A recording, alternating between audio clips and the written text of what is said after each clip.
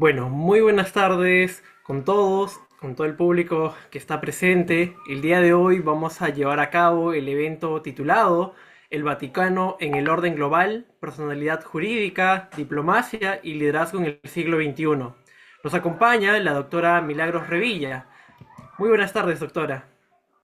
Muy buenas tardes, Benji. Gracias a la invitación. Es un honor también poder compartir este espacio y poder, entre todos y todas, profundizar un poco incluso del acontecer de este último mes, ¿no? Que también ha afectado a la política internacional, ¿no? Y en su momento ha sido también un choque de sentimientos por la pérdida y partida del Papa Francisco y la entronización del Papa León XIV. Entonces, en un poco tiempo, por el lado de la comunidad de los creyentes de la religión católica y por la comunidad internacional en su conjunto, ¿no? Se han vivido experiencias que también han implicado a la comunidad política y a los jefes y jefas de Estado. Muchas gracias, doctora, por esas palabras iniciales, ¿no? Voy a presentar un poco acerca de su extensa, ¿no? Carrera, ¿no? Como para muchos de ustedes, la doctora es una reconocida jurista peruana especializada en Derecho Constitucional, Derecho Canónico y Derecho Eclesiástico del Estado. Es doctora por la Universidad de Bolonia y licenciada en Derecho Canónico por la Universidad Pontificia Comillas. Actualmente es profesora en la Pontificia Universidad Católica del Perú, donde imparte cursos en pregrado y posgrado, y ha sido ponente en eventos tanto nacionales como internacionales sobre derechos fundamentales, democracia, libertad religiosa, y finalmente, y para destacar, es autora de diversas publicaciones, destacando su libro Derecho Eclesiástico del Estado peruano, y pues también su trayectoria la convierte en una referente en el ámbito jurídico y académico. Muchas gracias, doctora, por poder aceptar la invitación a FanPolitic. Es un honor poder tenerla aquí en el espacio y pues hablar justamente de este acontecimiento bastante importante, ¿no? Que ha marcado quizás la realidad de muchos creyentes a lo largo de América Latina y del mundo, ¿no? En relación ya justamente a iniciar como tal con este evento, quisiera hacerle una pregunta bastante general, ¿no? La pregunta es la siguiente, ¿no? ¿Qué papel juega el Vaticano en la geopolítica actual, especialmente en regiones, por ejemplo, en conflicto como Ucrania o Medio Oriente, ¿no? Creemos que al menos para iniciar este evento queremos lanzar ahí una pregunta bastante amplia, bastante interesante también. Entonces, le escuchamos, doctora. Bueno, gracias por la pregunta y como habías dicho, es una pregunta que introduce el tema sobre el Estado de la Ciudad del Vaticano, la Santa Sede y la Iglesia Católica en el mundo, ¿no? Y en esto, de manera particular, en relación a los conflictos que mencionas, ¿no? Sobre Europa Oriental con Ucrania y Rusia y respecto a Medio Oriente con Gaza e Israel, ¿no? Voy a comenzar con esto último para después situarnos y dar mayores alcances de qué ente internacional tenemos delante, ¿no? Con respecto.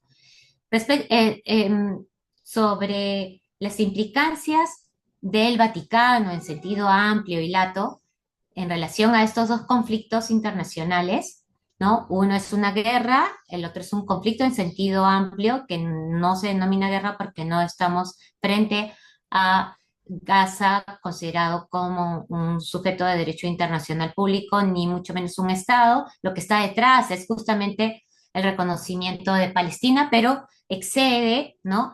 La zona geográfica que es convulsa, como corresponde a lo de Gaza, ¿no? ¿Qué es lo que está cuál es la posición que vemos de cara a la actuación en su momento del Papa Francisco y ahora con las interpelaciones del Papa León XIV, ¿no? Es la búsqueda de la paz. Desde el primer mensaje en el balcón del Papa León XIV, XIV, ¿no? Para ser un poco más, ¿no? Formales, como corresponde a la denominación del Santo Padre, ¿no? El Papa León XIV, em, su primer mensaje fue la paz, ¿no? Además de aquello que compete a los católicos, como es la unión entre ellos, ¿no? Mm, por diversas razones, ¿no? Se constata que dentro de los católicos hay divergencias acompaña la historia de la Iglesia Católica, pero en estos últimos tiempos se ha visto un énfasis en que los problemas han trascendido en el interior de la Iglesia. Respecto al orden internacional, el llamado a la paz tiene como referente estas dos zonas de manera específica. El llamado a la paz por parte, en su momento, del Papa Francisco y el Papa actual, corresponde a una tradición antiquísima, ¿no? De la Iglesia Católica en su momento. Diríamos de la Santa Sede, para ser más exacto, porque justamente la Santa Sede ha tenido como posición, ¿no? Un lugar en la geopolítica que en su momento estuvo cifrada en la actuación de los países de Europa Occidental, ¿no? Entonces, y su trascendencia a través de su forma de gobierno como imperios o reinos en sentido, ¿no? Amplio en el resto del mundo, sobre todo en el continente americano y en el africano, en su momento con mayor discreción, ¿no? Y por la complejidad que representa Asia, no hay. Entonces, el mundo occidental siempre ha estado marcado por la presencia y la intervención de la Santa Sede, ¿no? Y en el siglo XX, de una manera más intensa como mediadora en conflictos internacionales. Recordemos que incluso la Santa Sede ha sido mediadora en aquellos conflictos que estaban en germen y llegaron a ser incluso enfrentamientos entre Chile y Argentina, ¿no? Entonces, sin ir muy lejos, ya trayéndolo a nuestro escenario, es una tradición de la Santa Sede participar, sobre todo en lo que corresponde al mundo occidental, ¿no? Como mediador ante conflictos que no necesariamente terminan siendo bélicos, ¿no? Es, y a eso se suma que es propio, ¿no? De las iglesias, y en este caso de la Iglesia Católica, ¿no? El mensaje de la paz, ¿no? Entonces, incluso en el fundador de la Iglesia Católica, que es Cristo, ¿no? Cuando evocamos en la Navidad, ¿no? ¿No? Trae el mensaje de la paz. Entonces, es propio de toda religión, pero una religión que está empoderada, ¿no? En la historia de Occidente. Y en esto confluye el mensaje religioso con la presencia de un sujeto de derecho internacional que actúa sistemáticamente en el escenario también para propiciar, ¿no? El cese de los conflictos. En el siglo XXI, el mensaje muy intenso del Papa Francisco y actualmente del Papa León XIV, ¿no? Respecto a estas dos zonas convulsas, ¿no?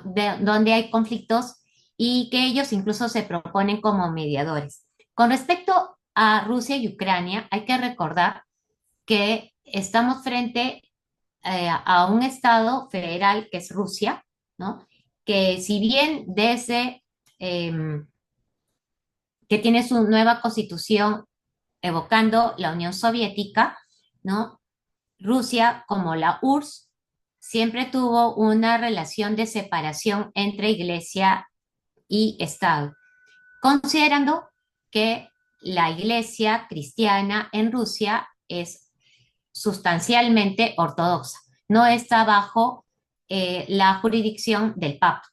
Entonces tienen patriarcas y está el patriarca de Moscú que interactúa mucho con Putin actualmente, ¿no? Y en esto, sin mezclar que Rusia, en su momento la URSS, Rusia actualmente como Estado federal, ¿no? República Federal Rusa, siempre tiene este talante de separar así lo responde sus constituciones del siglo XX, ¿no? Y su actuación separa, pero en el ámbito de la política internacional no necesariamente hay una separación neta, una separación tajante, y el mensaje del Papa respecto a Rusia y Ucrania, que también tenía religión, o sea, la iglesia ucraniana era sustancialmente también ortodoxa, ¿no? Sin embargo, con la guerra entre esos dos países, Ucrania y Rusia, ¿no? Hay un viraje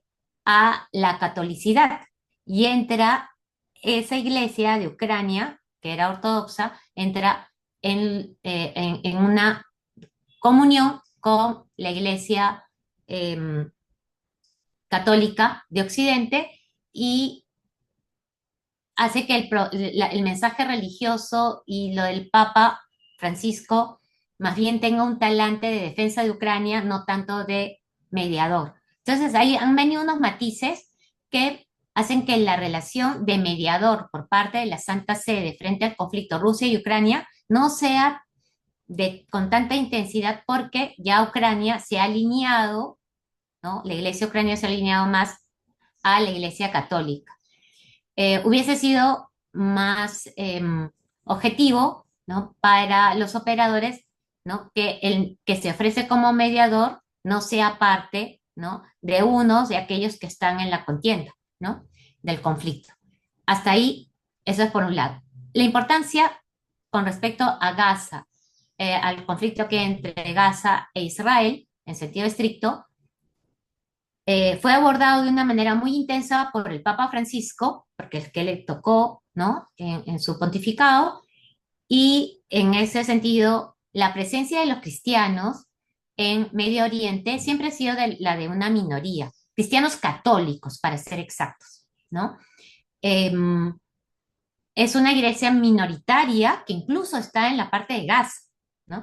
Y sin desmedro de aquella iglesia católica que está dentro del territorio israelí. Entonces, el mensaje de la Santa Sede de cara al conflicto de Gaza con Israel, ¿no? No necesariamente es que se está alineando con los musulmanes, ¿no? Con la cultura árabe, que puede ser musulmana y cristiana, ¿no? Sino que Papa Francisco se ocupó mucho de la minoría cristiana de una manera muy intensa, casi diaria, ¿no? En su momento también trató de ser mediador y por eso incluso en los funerales de Francisco encontramos que hay pronunciamiento de judíos, ¿no? Que le agradecen al Papa Francisco ya post-morte, ¿no?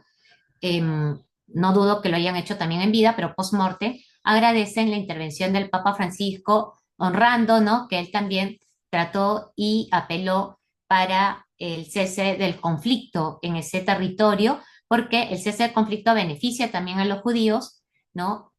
Y sin lugar a dudas, ¿no? A los gazatíes.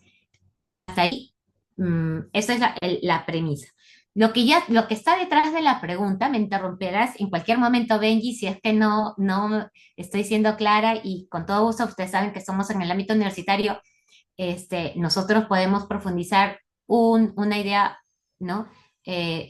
Sosleyendo la segunda, pero ahora, de cara a la pregunta, también quisiera que nos quedase en claro que en esta pequeña explicación o alcance que he podido dar, yo utilizo indistintamente Iglesia Católica, Santa Sede y Vaticano, que no son lo mismo. ¿Ya? En la comunidad internacional tenemos que tener muy en cuenta que estamos hablando de tres entidades que sin lugar a dudas influyen en la política internacional, ¿no? La primera y la que precede a la Santa Sede y al Vaticano es la Iglesia Católica, ¿no? Que es una religión que sin lugar a dudas ha marcado la historia de Occidente, porque justo poco antes de que cayera el Imperio Romano, ¿no? Se dividiese, ¿no? Ya el Imperio Romano, ya en su declive, asumió como religión oficial la católica, ¿no? La religión en ese entonces era la religión cristiana, no había diferencia entre católicos y ortodoxos. Entonces, asumió en su declive, porque la religión, además de ser, ¿no? y representar el contenido del ejercicio de la libertad religiosa para llevarlo al siglo XX sobre todo, ¿no? La religión eh, afecta, ¿no? la vida de quienes se manifiestan como creyentes frente a una divinidad. El Imperio Romano no era monoteísta, era politeísta y antes de asumir la religión cristiana no tenía ninguna religión oficial. Justamente su declive ve en la religión ese aspecto de la vida, ¿no? de los sujetos del Imperio Romano para, ¿no? aunar, considerando que ya se venía la explosión, además de lo que sabemos, la entrada de los bárbaros. Pero ven en la religión ese mecanismo, ese valor para mantener la unión en aquello que se iba a desmembrar. Por eso no cabe la menor duda que el Imperio Romano, frente a la crisis, asume una religión oficial. Y eso marca, a partir de ahí, la historia de Occidente, ¿no? Em, Luego de ello, ¿no? Ahí aparece la Iglesia Católica como religión oficial, justo en el declive del Imperio Romano. Esto se traslada al escenario, pasamos en la época feudal, se traslada al escenario de la conformación de los estados-nación, que es el referente del Estado moderno y constitucional, donde los estados, ¿no? en Europa comienzan a asumir religiones oficiales, ¿no? Nosotros estamos marcados porque el Reino de España asume, ¿no? la religión católica como oficial. Eh, la única permitida en, fuera de la metrópoli, porque estaba permitida en la península, además de la religión oficial, la católica, ¿no? Más o menos, ¿no? Con tolerancia y con incluso segregaciones, la religión musulmana y la judía en el territorio de la península, pero en todo el continente americano, sujeto al imperio romano, al imperio español, perdón, ¿no? Se impuso la religión católica y así en la mayoría de los países de Europa Occidental, no en el norte de Europa, ¿ok? Entonces, y no en Europa Occidental, perdón, voy a repetir, no en el norte de Europa, donde hay reinos cristianos no católicos, no en Europa Oriental, donde el influjo de la Iglesia Ortodoxa es más intenso. El influjo. Entonces, nosotros vemos que la Iglesia Católica, primero, tiene un implante como religión oficial en el mundo occidental. Europa Occidental con sus alcances en términos de aquellos países que son imperios. Segundo, ¿no? A lo largo de la historia, la cúpula de la Iglesia Católica se configura como, y la conocemos como Santa Sede. Es la Santa Sede la que es una de las primeras instituciones en el derecho público internacional que es considerada sujeto de derecho público internacional, pero no Estado. La Santa Sede, que es la cúpula de la Iglesia Católica, que ya era religión oficial en la mayoría de los estados de Europa Occidental, ¿no? Su cúpula es sujeto de derecho público internacional. Y es en el siglo XX, a través de unos tratados llamados tratados lateranenses, que es más de uno, ¿no? A partir de 1911, que se crea el Estado de la Ciudad del Vaticano. Entonces, cuando hablamos del Vaticano, hablamos de ese pequeñito Estado que está conformado por territorio, ciudadanía, los que tienen ciudadanía del Estado de la Ciudad del Vaticano, y su soberano. El Estado de la Ciudad del Vaticano tiene un monarca, tiene un jefe de Estado que es un rey absoluto, que es el Papa. La Santa Sede tiene un jefe, que es el Papa. Y la Iglesia Católica tiene un jefe, que es el Papa, ¿no? Que es el sucesor de San Pedro y representa a Cristo. Entonces, se habla de Iglesia Católica por un lado, que es la que precede a los otros dos sujetos, ¿no? Iglesia Católica y que en Occidente ha tenido un estatus de religión oficial de manera extensa, ¿no? En los países que incluso configuraron imperios. Segundo, eh, hablamos de la Santa Sede, que es la cúpula. Y tercero, hablamos del Estado de la Ciudad del Vaticano, que es una realidad, es un sujeto de derecho público internacional, ya es un Estado, ¿no? A partir del siglo XX. La Santa Sede, ¿no? Que es esa cúpula, enviaba mensajeros. Esos mensajeros se llaman nuncios. Entonces, ¿y dónde vive el nuncio? En la nunciatura. Entonces, ahí viene algo que ya así como se les explico, parece todo muy simple, ¿no? Pero nosotros, ¿por qué decimos que la embajada, ¿no? De la Santa Sede, ergo, porque la Santa Sede existe antes del Estado de la Ciudad del Vaticano y es el sujeto de derecho público internacional. Es más, el carácter de los embajadores es, eh,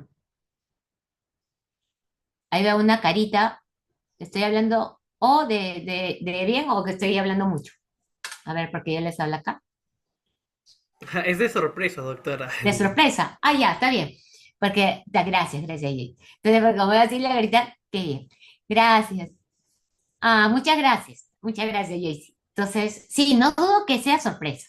Y más bien me alegra que esté transmitiendo un poco de ideas que a veces circulan, ¿no? Como ya comprendidas por muchos de nosotros y no necesariamente es así. Entonces, siempre hablamos indistintamente y hay que tener cuidado. Y nosotros, ¿no? En FanPolitic tenemos que tener aún más cuidado porque estos tres actores, Iglesia Católica, Santa Sede y Estado de la Ciudad del Vaticano, influyen. O sea, ¿a qué voy?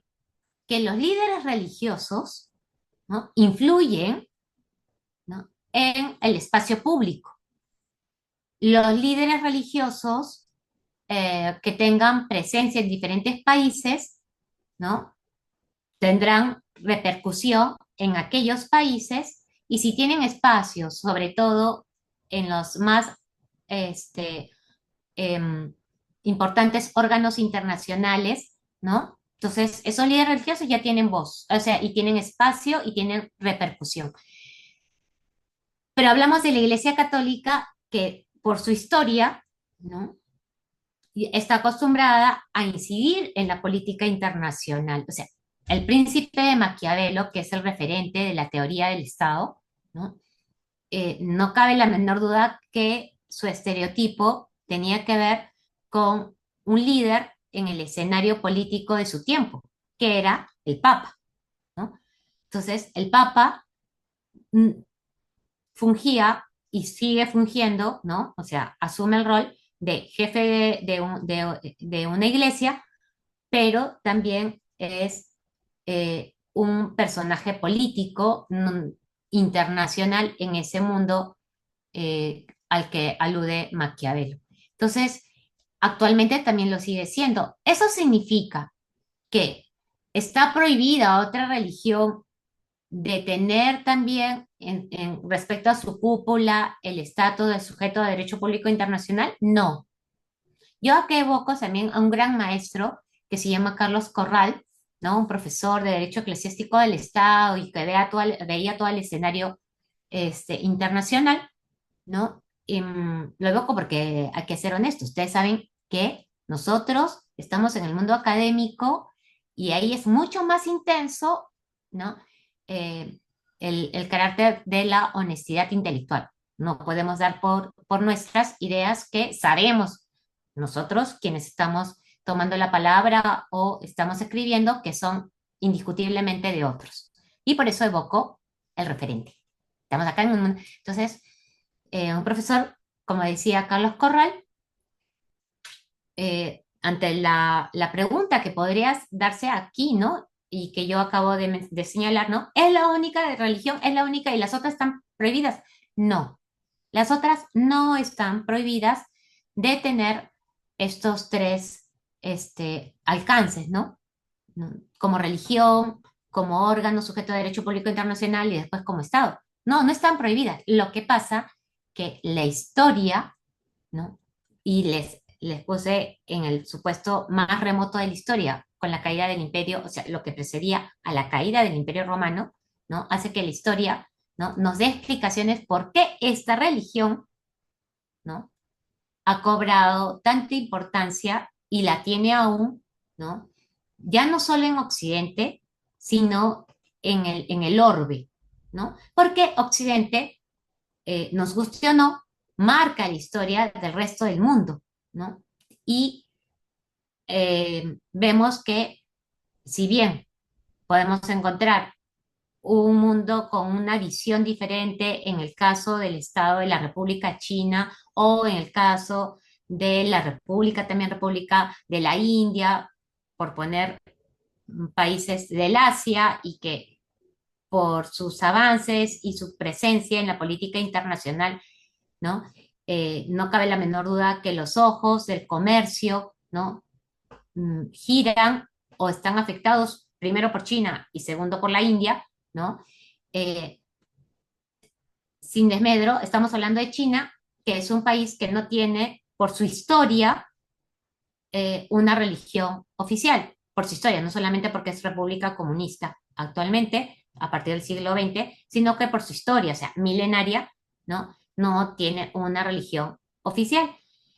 Y eso no significa que mm, justo haya estado prohibido, ¿no? Para otras, simplemente que la realidad internacional no nos da data de una religión que haya entrado con tanta intensidad en la historia y que se explique por qué en el presente su líder incide, ¿no? Pero no es el único, ¿no? Líder religioso que incide, pero no con esa fuerza e intensidad en la política internacional y en el caso de la paz y en el caso de los conflictos internacionales también ha tenido presencia. La, la, las nunciaturas, que son las embajadas, ¿no? Porque ya les dije, venía del mensajero, que en latín es el nuncio, que ya después se ha pasado ¿no? El que anuncia, el mensajero es el que anuncia, el que da, ¿no? Que lleva el mensaje. Las nunciaturas son el estereotipo, además. El nuncio es el que precede al cuerpo diplomático en los países, ¿no? Eso también. ¿No? Entonces ahí ya me gustó la de la musiquita que no la entendía, pero ya me lo explicaron, me encantó, ¿no? Entonces la sorpresa. En los documentos internacionales, incluso tratados a este respecto sobre el cuerpo diplomático, el que precede el cuerpo diplomático es el nuncio, ¿no? ¿Por qué? Porque las relaciones internacionales desde, hablando la Edad Media y en parte en la actualidad, ¿no? Pero sobre todo en Europa Occidental, que era la que estaba empoderada a lo largo de la historia respecto a la humanidad, ¿no? En términos del orbe, ¿quiénes eran los mejores embajadores? Los de la Santa Sede, ¿no? Aquellos que enviaba el Papa. Actualmente, una de las mejores embajadas, ¿no? Que maneja información de los lugares en donde tiene presencia son las nunciaturas. O sea, seamos o no católicos, seamos o no creyentes, es una data, ¿no? Entonces, por historia, por geografía. Entonces, en ese sentido, es la incidencia. El personaje, en este caso, eh, Papa Francisco, ¿no? Mm, en el supuesto de su funeral, hemos visto que han ido representaciones de más de 150 países en el mundo. Lo mismo en el caso de la entronización del Papa León XIV, ¿no?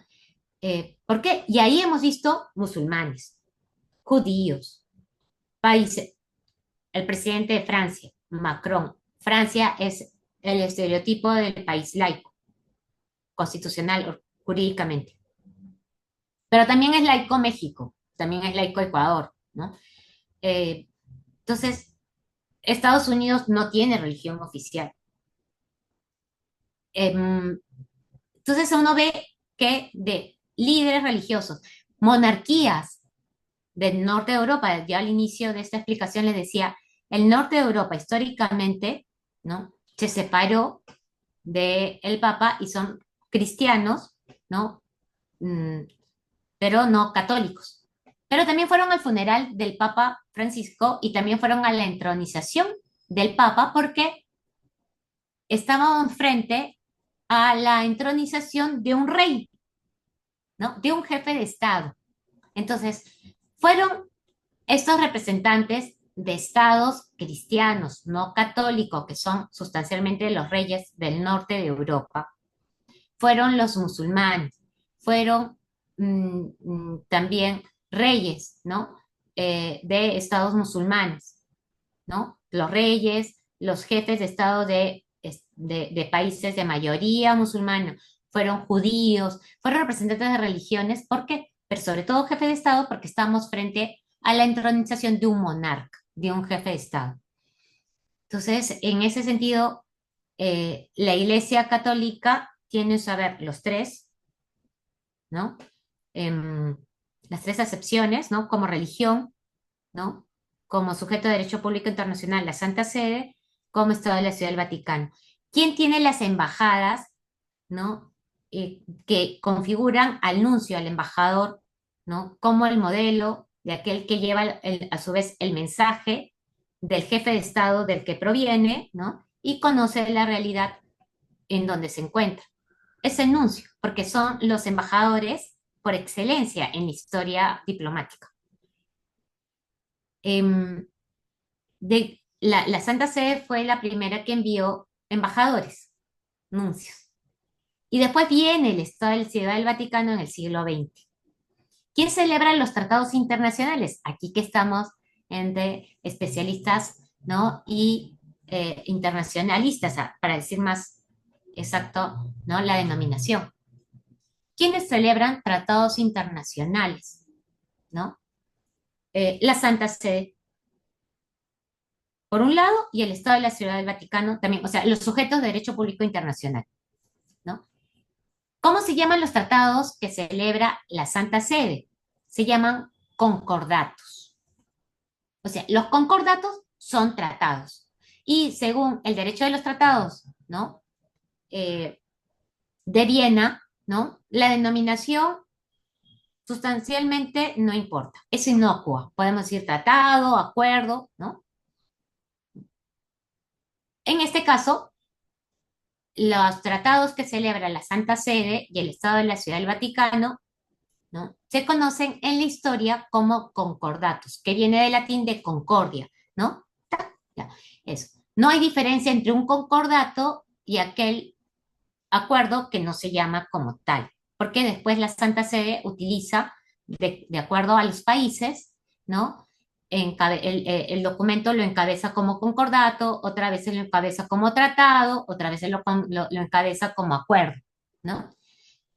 Siguiendo la misma línea de la Convención de Viena sobre el Derecho de los Tratados.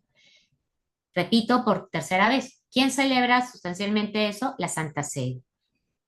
En el siglo XX, quien ha comenzado a firmar tratados es el Estado de la Ciudad del Vaticano. ¿Y con quién lo ha celebrado? Con la Unión Europea. ¿Para qué? Por motivos, sobre todo, de lucha contra el lavado de dinero, ¿no? La Santa Sede, eh, en el ordenamiento internacional, ¿no? Tiene el estatus de observador, porque ya les he dicho que el que es Estado es el Estado de la Ciudad del Vaticano. La Santa Sede es un sujeto de derecho público internacional con mucho más intensidad en la política, ¿no? Exterior y en esto, ¿no? Interviene como observador no solamente en la Asamblea General de la ONU, sino también interviene como observador, o sea, en las Naciones Unidas tiene el estatus de observador, sino también es observador en la OEA, también es observador en el Consejo de Europa, ¿no? También es, entonces, y se mueve no solamente en estos tres organismos que hablo de Occidente, sino también a su vez en los organismos eh, internacionales, aunque no regionales, necesariamente con esos alcances del Consejo de Europa o de la OEA, también se mueve en diferentes espacios del mundo asiático, ¿no? como observador cuando se dan esto. Entonces, estamos hablando, en el mundo asiático, la religión católica ciertamente no es la mayoría, pero ahí tiene presencia la Santa Sede, porque les interesa y esos espacios no refutan, ¿no? Esa presencia. La Santa Sede no forma parte de los principales tratados de derechos humanos, no, no. Tiene una lógica, ¿no? Que ellos no someten a su jefe, ¿no? eh, a organismos internacionales, sino que participan, pero no la someten. Entonces, salvo lo que sucedió en el siglo, ¿no? Cuando se destapa, ¿no? Ya a fines del siglo XX, el escándalo de los abusos a menores, ¿no? Sobre todo se destapa, ¿no? Porque esto es lamentablemente sistemático en la presencia de la Iglesia cuando no ha tenido políticas para prevenirlo, pero ahora sí la está teniendo, hay que decirlo, ¿no? En su momento, a fines del siglo XX, se destapa el escándalo en Estados Unidos de una manera sistemática respecto al tratamiento que tiene la Iglesia con los sacerdotes que cometen abusos de menores, ¿no? Y esto es a finales casi del siglo XX y en el siglo XXI, ¿qué es la Santa Sede? Celebra la convención, celebra el tratado, ¿no? Y forma parte del tratado de la Convención del Niño. En realidad, es el único tratado de derechos humanos específico, ¿no? Donde la Santa Sede ingresa como parte, pero era como un mensaje al mundo. Nosotros también vamos a tomar políticas, ¿no? De prevención y de lucha respecto a la vulneración de los derechos del niño. Pero toda la tradición internacional nos demuestra que no forman parte de los tratados de derechos humanos porque no lo son, ¿no? Em, a este respecto, creo que les he dado mucha matices y me someto a las preguntas, ¿no? Con todo gusto, si se diese. Sí, de hecho, doctora, había una pregunta de parte de Eduardo que mencionaba, ¿no? Que dice, ¿por qué el cristianismo católico es mayoritario en Polonia cuando en todos los demás países eslavos son ortodoxos? E igualmente, ¿por qué Rumanía y Moldavia son ortodoxos cuando los demás países latinos son católicos? ¿Hay alguna razón para ello o es mera casualidad? Sí. ¿Me decías de quién era la pregunta? Perdona, Benji. De Eduardo Ay, Portillo. ya. Hola, Eduardo. Aunque ya el saludo era al inicio para cada uno y una, ¿no? Aquí son razones históricas. No hay, tenemos que acordarnos entre nosotros, no hay casualidades en la política internacional, ¿ya? ¿Ya? A veces, pero esto sin desmedro de esa frase famosa de Maquiavelo, ¿no? Por más virtuoso que seas, también viene una dosis de fortuna, ¿no? De ahí podría rescatar lo de Eduardo, casualidad, ¿no? Entonces, sí, o sea, no voy a quitarle la fuerza, aunque no es tan intensa, ¿no? A la fortuna, en palabras más coloquiales, a la casualidad, pero la regla es que en política internacional no hay casualidades. Tanto no hay casualidades que cuando uno se forma como eh, un experto en política internacional, además de ser, porque no es necesariamente lo mismo, ¿no? Ser un experto en derecho internacional público que ser un experto en política internacional, pero para los dos cabe, ¿no? La regla no es la casualidad, porque la regla es que quien está en este mundo de política internacional, política exterior, para ser más exactos, ¿no? La regla es que tú seas un estratega, que preveas, ¿no? Lo que pueda, pero con data, ¿no? Entonces, le dejamos muy poquito a las casualidades. Primer punto. Así que aprovecho porque estamos aquí y ustedes saben que soy docente y me encanta este espacio, así que no pierdo la oportunidad para dejarles saber a ustedes ¿no? Unas luces a aquello que quieran y están dedicándose. Bueno, entonces, dicho lo que acabo de mencionarles, está el asunto de la historia y el flujo migratorio, ¿ya? Entonces, no es casualidad que países que están en el límite, están en Euroasia, ¿no? Porque Rusia es europea, pero también es asiática, es un país, ¿no? Entonces, estamos en ese límite, ¿no? Donde sustancialmente a partir del siglo noveno, mucho más en Occidente, porque Turquía también es Europa, ¿no? A partir de Turquía, que está más cerca a Occidente que a Asia, ¿no? Perdonen la cacofonía, está más cerca a Occidente que al mundo asiático, ¿no? A partir de ahí el siglo octavo se dividen. Entonces, en principio la regla, que es Europa Oriental o Euroasia, son ortodoxos. O sea, ¿qué significa ortodoxo? Sustancialmente no tienen al Papa como jefe. Cada patriarca, así se llama en el mundo ortodoxo, es su jefe. Ahora, esa es la regla. Sin embargo, a lo largo del tiempo, y en esto entra Polonia, que está más pegada al mundo occidental, ¿no? Y es occidente, y Rumanía, la regla, primero, a partir de Turquía para allá, es ortodoxa, no siguen al Papa. Pero vienen las excepciones, ¿no? Las iglesias que son de rito ortodoxo, pero católicas. O sea, en el mundo católico, para ser más exactos, está el rito latino y el rito ortodoxo. El rito latino es todo lo que vemos en las ceremonias de la misa de los domingos o en la misa del Papa. Ese es rito latino.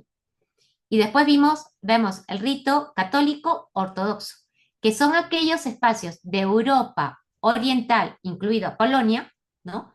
Donde están los de rito oriental, que son casi similares, pero no tanto Polonia, sino Rumanía y los países que están más cerca a Europa del Este, y son formados de parte de la Europa del Este y están más cerca a Rusia y están más cerca a Asia, ¿no? Ellos son, en el caso de esos países, de Rumanía y también actualmente, sin lugar a dudas, Ucrania, ellos tienen todo el rito similar a los ortodoxos, pero se llaman Iglesia Católica del Rito Oriental. Entonces, ahí vemos que no es casualidad, sino que la regla es rito latino, eh, rito oriental para los católicos y el rito oriental para los católicos que están más pegados a Asia. Y ahí entran en Rumanía, en esos países de Europa del Este, conviven los ortodoxos en sentido estricto que no reconocen al Papa y conviven aquellos que son similares a los ortodoxos pero que siguen al Papa como jefe. Conviven. En, en Polonia, más bien por su historia, lo fuerte fue que la imposición católica, ¿no? Eh, mm, fue tan intensa, ¿no? La posición católica fue tan intensa que ellos, que estaban en el límite entre Europa Occidental y Europa Oriental, se mantuviesen sujetos al Papa. Pero se les ocasionó problemas. Les ocasionó problemas con el mundo oriental, incluido Europa del Este. Les ocasionó problemas porque cuando a la caída el Estado Nacional Socialista, ¿no? A la caída de Alemania, ¿no? Después de la Segunda Guerra Mundial, ingresa Rusia, ¿no? A Polonia y veían que los católicos seguían al Papa, a un jefe de Estado extranjero. Entonces, eso fue que hizo convulso a Polonia, porque para los rusos decían, oye, tú sigues haciendo celebra tu rito, tu misa, pero como los ortodoxos, que cada, cada grupo religioso tenía su jefe, que era a su vez del mismo país. Pero en Polonia, que históricamente se mantuvo como católica, ¿no? Cuando entran los rusos, ahí fue la oposición.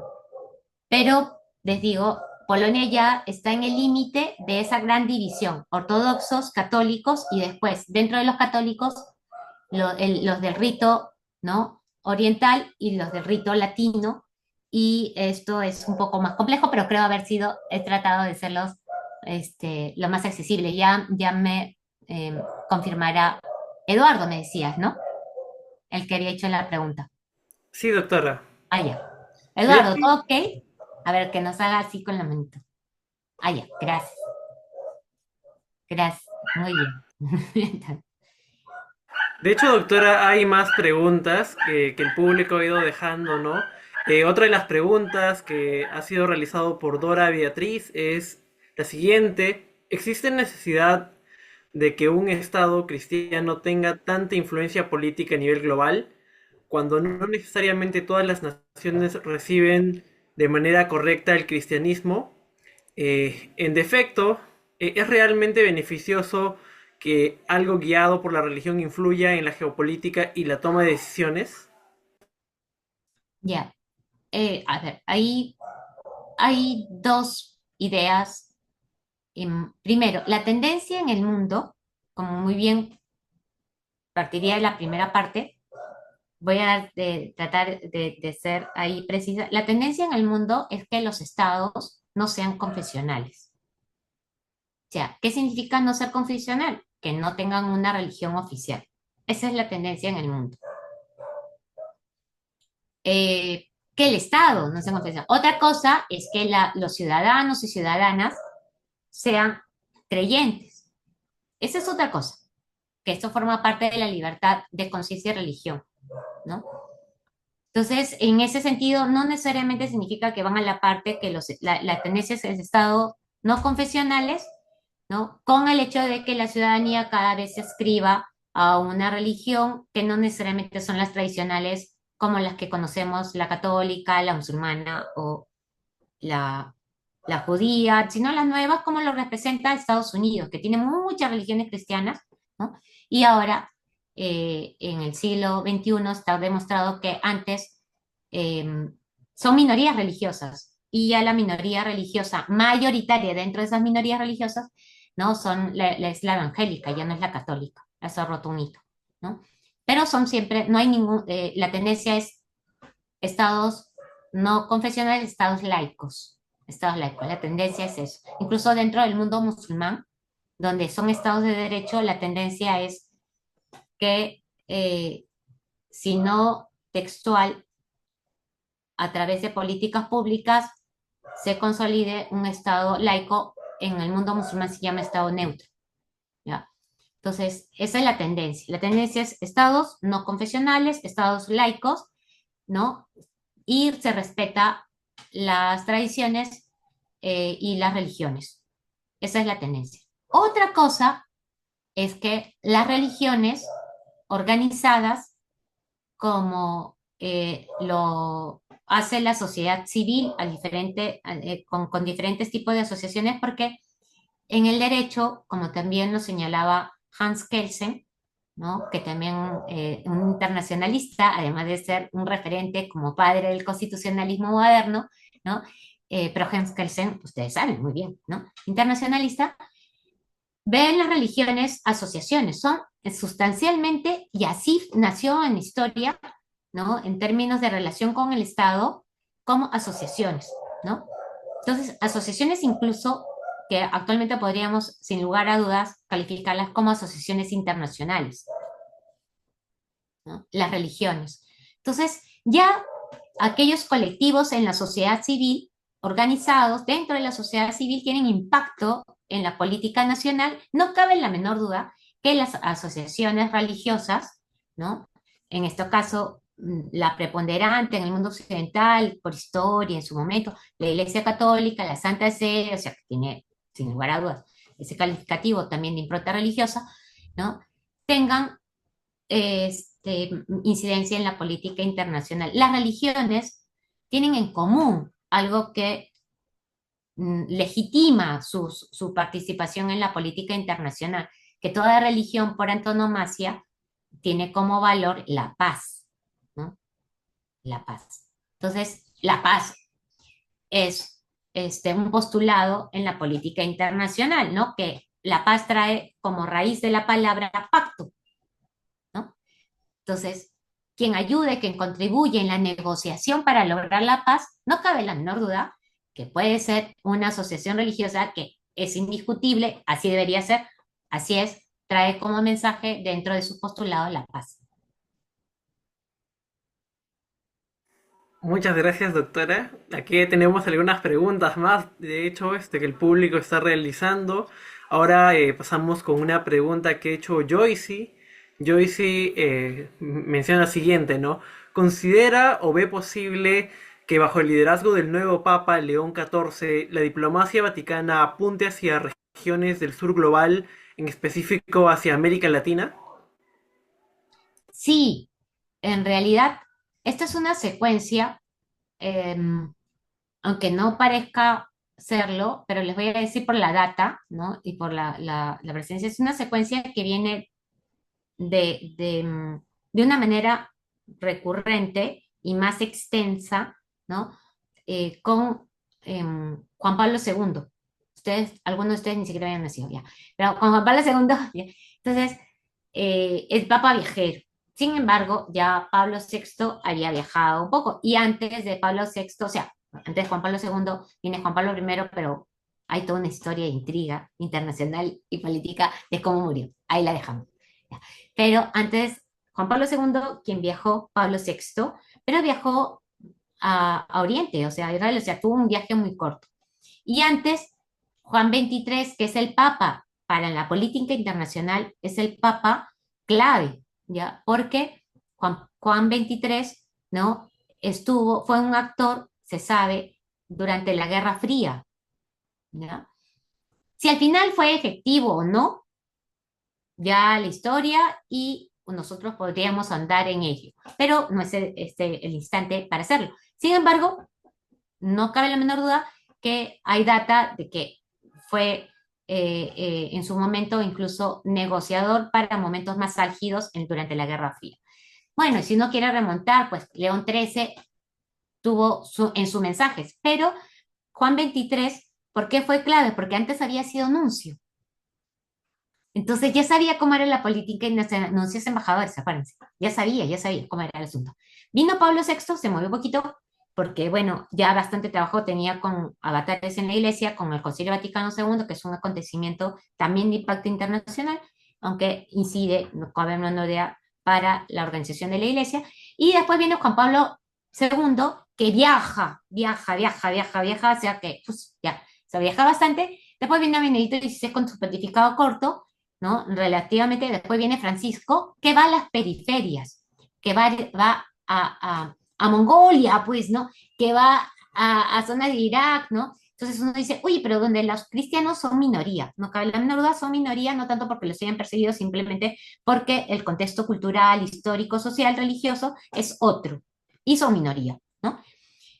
Pero no llegó a las periferias de allá. O sea, León XIV puede venir al sur, o sea, en realidad ustedes saben sobradamente, puede ser algo, hay que cuidar que con los papas hay lenguaje técnico, religioso, hay lenguaje político, ¿no? Incluso dentro del mundo religioso, pero político internacional, o sea, ahí hay que ver a quién le está dirigiendo el mensaje, ¿no? Bueno, los papas siempre se dirigen en una fecha determinada al cuerpo diplomático. Entonces, ustedes tienen que estar siguiendo, ¿no? El mensaje al cuerpo diplomático. No necesariamente, y eso hacerlo compatible con ese mensaje que dirige al mundo en general, ¿no? Aunque suene esto redundante, porque el mundo ya es todo, pero a la población en general, ¿no? Incluida creyentes y no creyentes. Entonces, esos son los dos espacios que recomiendo siempre, ¿no? Cuerpo diplomático para estudiantes, ¿no? Porque no lo voy a poner, ¿no? Cuerpo diplomático y esos mensajes, ¿no? Que además de los clásicos Orbi et Orbi, ¿no? En latín es un latinazgo, ¿no? Dirige a los hombres, ¿no? Y nosotros diríamos hombres y mujeres de buena voluntad, incluido los creyentes y no creyentes. Ahí sería nuestra mirada y los aconsejo. Entonces, en ese sentido, cuando dicen lo de las periferias, uno dice, ¿de qué está hablando? Porque en realidad, les voy a comentar, Argentina, Chile, Bolivia, no son las periferias del mundo porque estamos más metidos en el escenario occidental. Que en términos económicos, bueno, Chile no es un país de renta baja. O sea, nosotros también éramos de renta media, hasta, ¿no? Ya el calificativo de renta media está en un punto en crisis, ¿no? Entonces, periferia Chile, alguien que hable de periferia Argentina, bueno, es algo que le hagamos el match con el Fondo Monetario Internacional, ¿no? Y que ya están surgiendo, todo, ¿no? Entonces, periferia, nosotros, América del Sur, estimados y estimadas, no somos en la realidad internacional. Otra cosa es que, porque no lo somos, ¿por qué? Porque nosotros hemos tenido una participación muy activa con esos viajes de Juan Pablo II, o sea, han llevado. Que Francisco no vino a Argentina, no significa que no vino a la periferia de América del Sur, porque vino a Chile y a Perú, ¿no? Y se relacionaba hasta la saciedad en su momento con Evo Morales, o sea, el presidente de Bolivia. O sea, hasta ahí, ¿no? Porque bueno, Bolivia, ustedes saben, Evo Morales tuvo un periodo largo, más o menos, ¿no?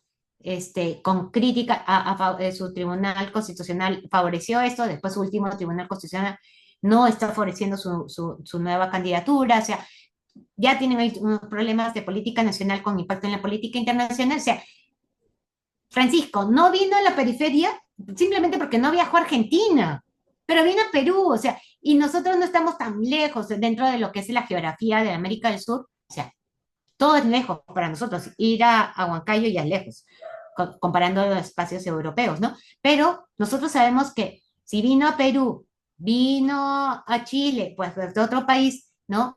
En el América del Sur también, ¿no? Periferia no. Benedicto XVI vino a Brasil, ¿no? Dentro de su poco pontificado. Entonces, no es que los papas no hayan venido a América del Sur. El Papa León XIV, décimo cuarto, ¿no? Papa León décimo cuarto. Si viene, será para reafirmar lo que ya tiene H reafirmado, ¿no? De que acá ya con nosotros, el Perú y Chiclayo ya pues somos uno, ¿no? Lo que ha pasado con eso es que el mensaje del Papa León XIV ha puesto en todos los titulares a Chiclayo, ¿no? Eso ha sido nuestro mejor embajador. O sea, ha superado a todos los nuncios, ha superado a los embajadores del Perú ante la Santa Sede y ante la comunidad internacional. O sea, ¿no? Ahí vemos el influjo que tiene como, porque se reúne en él, líder de una religión tradicional en el mundo occidental, ¿no? Y a su vez en la historia de la humanidad, líder porque encabeza la Santa Sede, que tiene presencia internacional como observador, ¿no? Y ya en el siglo XX, pues lo del Estado y la Ciudad del Vaticano es de menor incidencia, ¿no? Pero jefe de Estado.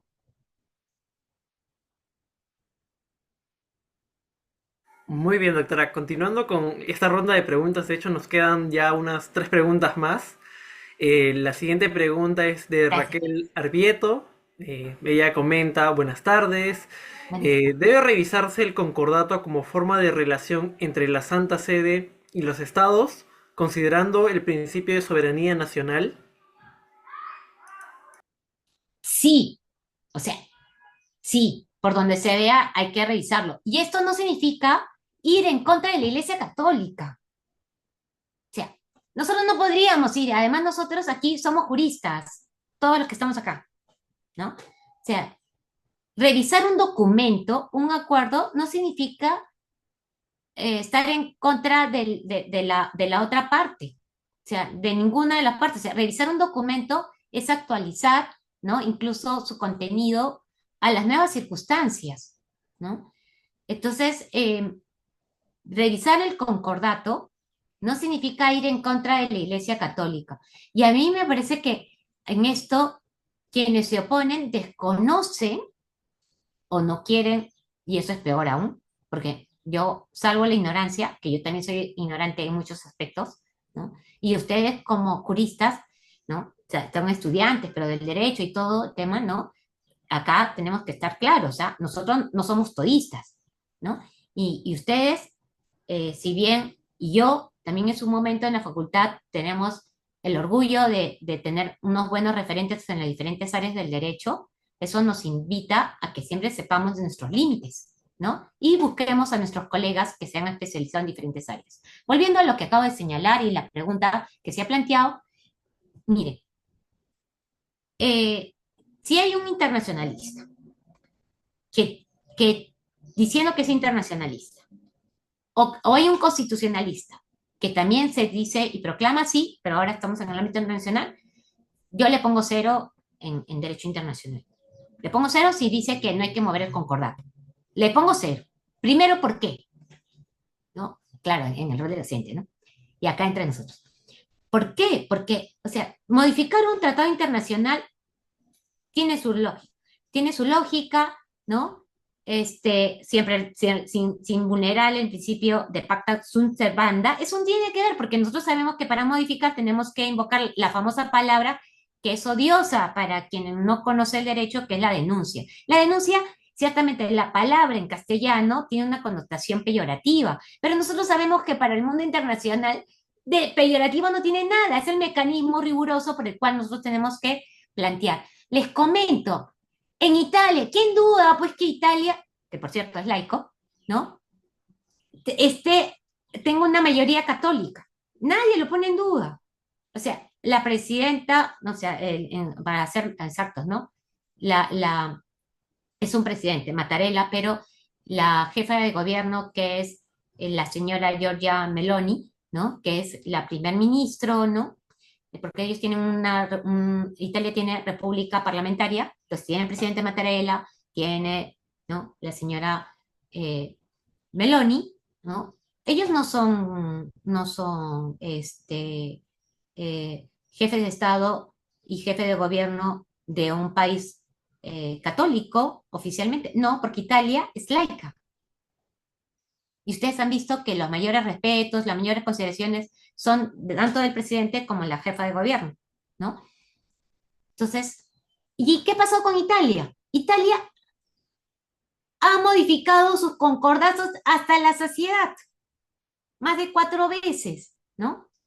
Y uno pone en duda que modificar sus concordatos, o sea, si los italianos, teniendo ahí al Estado de la Ciudad del Vaticano, teniendo ahí a la Santa Sede, han modificado sus concordatos y nadie ha puesto en duda que esto no menoscaba a la Iglesia Católica, nosotros en el Perú, ya, yo lo único que digo, ignorantes, pero ustedes ya no pueden serlo, ¿ah? Ya no pueden serlo.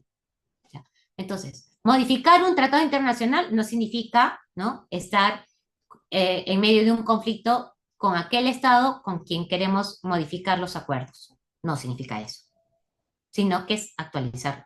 No significa vulnerar los principios que rigen a los tratados internacionales, tampoco. Principio de buena fe, no significa eso, porque incluso los países de mayoría católica que son laicos y que no cabe la menor duda que ante la comunidad internacional muestran el mayor respeto y más las solemnidades con el Papa, han modificado sus concordatos. Entonces, no. Entonces, primero hay que quitar el miedo, que en su momento podría ser un temor infundado, ¿no? Y solamente respondería a la ignorancia. Modificar el concordato se debe modificar. Primer punto.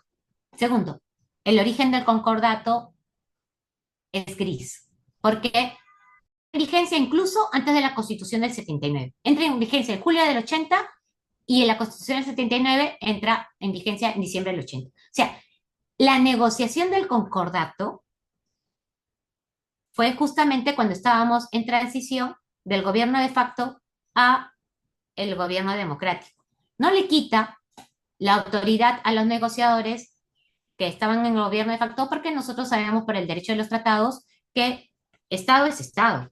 Otra cosa es que el jefe del mismo sea un militar o no, ¿no?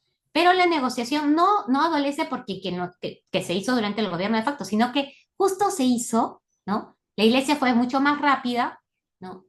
Antes, cuando se estaba elaborando la Constitución del 79, entre el 78 y el 79, y ahí es cuando cortamos con la confesionalidad. O sea, que el origen del concordato vemos que no calza con lo eh, prescrito en la Constitución del 79 y mucho menos calza con lo prescrito, o sea, obligatorio de la Constitución del 93.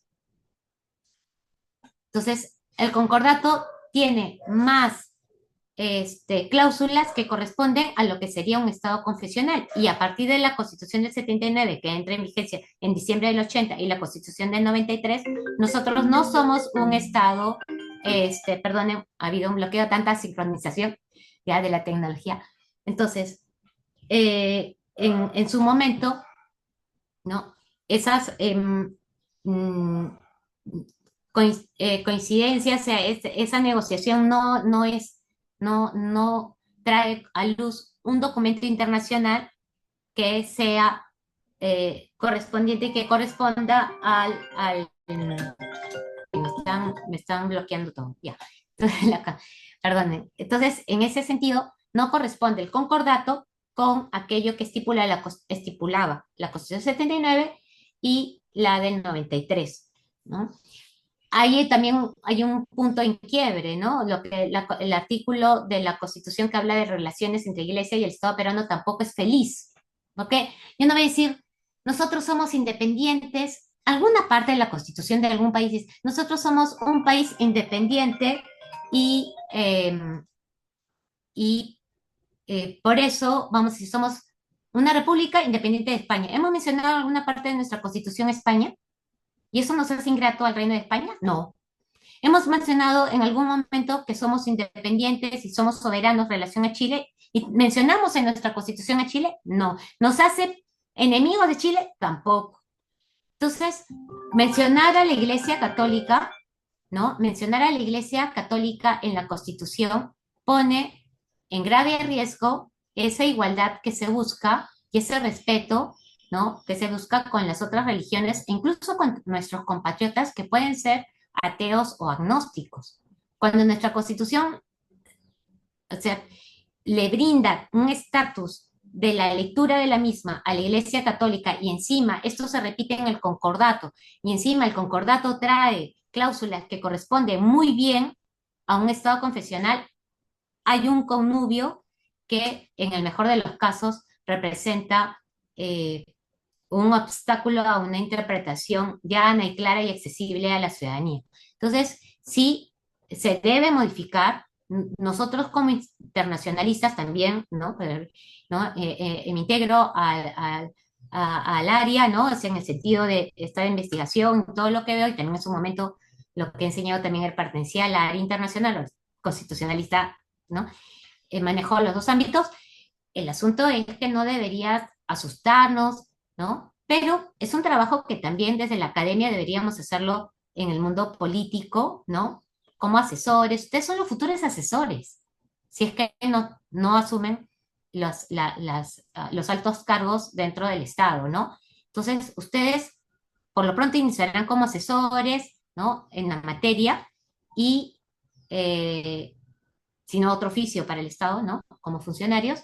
Ustedes, cuando les pregunten, ¿no? ¿Hay que modificar el concordato? Usted dice, esto no es en contra, así como no vamos en contra cuando queremos modificar algún tratado internacional que es bilateral, ¿no?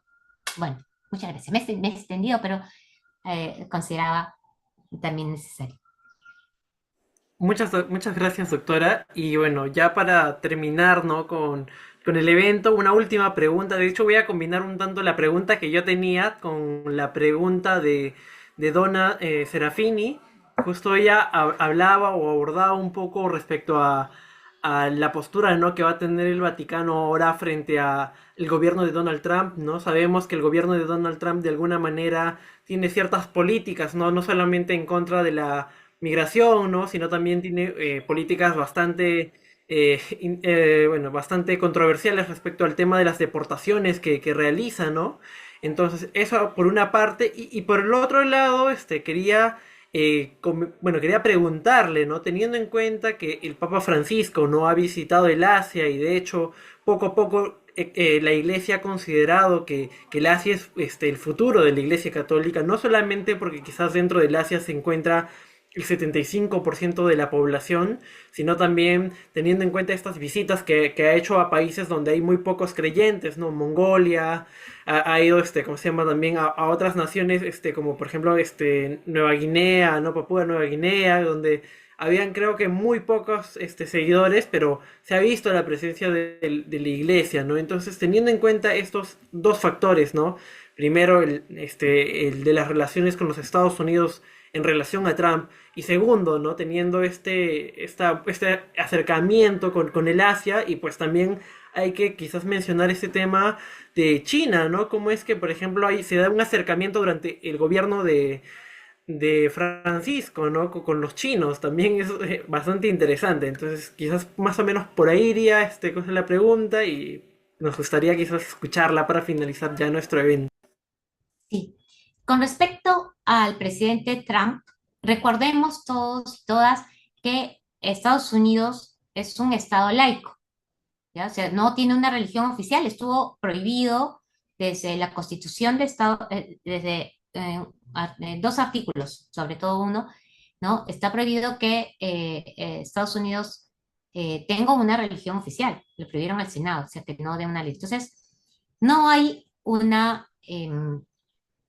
no hay una religión oficial en ese país y en ese sentido uno diría no tendría que haber problema. Lo que pasa es que tenemos a dos personajes en la política internacional, a Trump y al Papa, ¿no? Entonces, en ese sentido, el Papa y Trump son líderes que uno busca, un tratamiento de migrantes y el otro, ¿no? Inocuo para muchas personas en términos religiosos, pero en términos de defensa de derechos es vulnerativo. Y el Papa dice de su óptica, ¿no? De la persona humana, cómo se está afectando los derechos. Entonces, ahí hay un enfrentamiento y no dudo porque todo, todo líder religioso busca que no se vulneren, ¿no? A los más débiles. Entonces, ahí veremos una zona conflictiva. Segundo punto, lo de Asia. Asia no es religiosa en sentido de una religión occidental. La población hindú es politeísta y es bastante religiosa, pero India es laica y China es esto. Hay acercamientos diplomáticos porque hay acuerdos. Lo que pasaba con China es que había Iglesia Católica nacionalista y la Iglesia Católica que ahora se está permitiendo, ¿no? Con el Papa Francisco, que también siga los dictámenes del Papa. ¿No? Entonces ya no, la Iglesia Católica está teniendo, ahí hay dos temas con la Iglesia Católica. Hay una Iglesia Católica oficial, la nacionalista, y una Iglesia Católica, ¿no? Que seguía los dictámenes con el Papa, pero que en el momento actual se confluyen con tres acuerdos del Papa Francisco. Y por último, volviendo al tema asiático, llegar a los confines es propio de todo pastor, o sea, ir donde hay la Iglesia Católica es mucho más débil por la presencia numérica.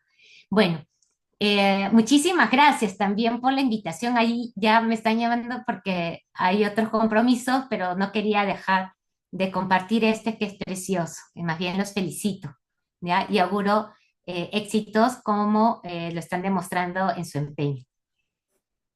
Muchas gracias, doctora, por no solamente aceptar la invitación, sino por darse el tiempo de responder la gran cantidad de preguntas que han habido. De hecho, ¿cómo se llama? Me ha dejado con ciertas dudas en algunos puntos, quizás más para abordar quizás en otro evento, ¿no? Que podamos realizar. De hecho, ha sido un evento bastante informativo. Todo el público también, está muy agradecido con su participación, y pues muchas gracias a usted nuevamente, muchas gracias a todas las personas que han participado activamente, y pues esperamos vernos en una próxima edición. De hecho, también ya seguramente Joyce le va a ir compartiendo al interno, ¿no? La grabación de este evento para que usted también lo pueda tener como parte, ¿no? De toda la contribución académica que está realizando. Muchas gracias, doctora, y muchas Un gracias a... abrazo, un abrazo a cada uno, que muchas gracias, Benji, y en especial también a Joyce, que nos ha gestionado este encuentro.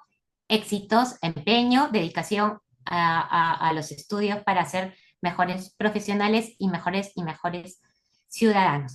Muy buenas tardes. Gracias. Adiós.